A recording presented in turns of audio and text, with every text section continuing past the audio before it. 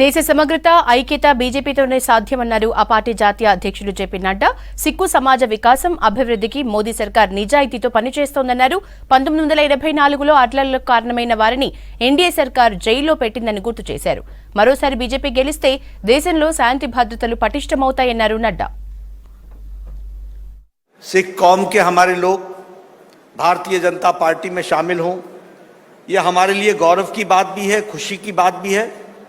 और मैं ये मानता हूं कि अकेली भारतीय जनता पार्टी है जिसके माध्यम से हम देश की एकता, अखंडता, सुरक्षा को हम आगे बढ़ा सकते हैं।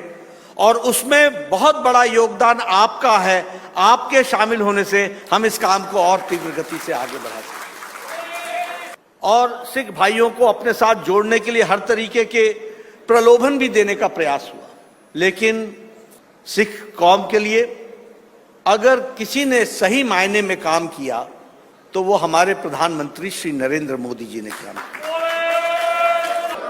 और मैं ये सिर्फ कहने के लिए नहीं कह रहा हूं, सिर्फ इसलिए नहीं कह रहा हूं क्योंकि वो हमारे पार्टी के और देश के प्रधानमंत्री हैं इसलिए बोल रहा हूं।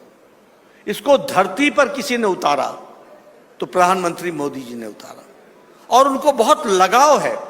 आप सब लोगों को शायद पता नहीं होगा, लंबे समय तक वो पंजाब के प्रभारी रहे।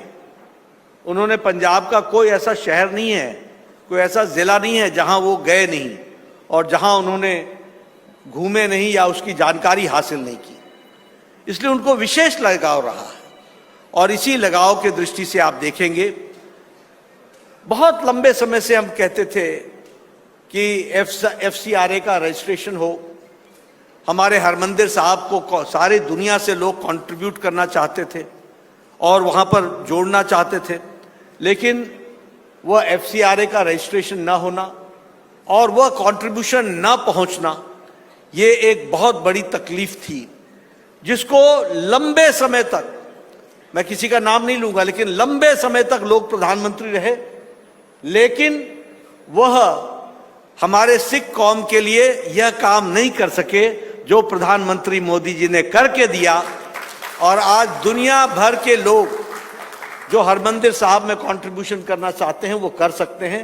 इस तरीके की परिस्थिति आई।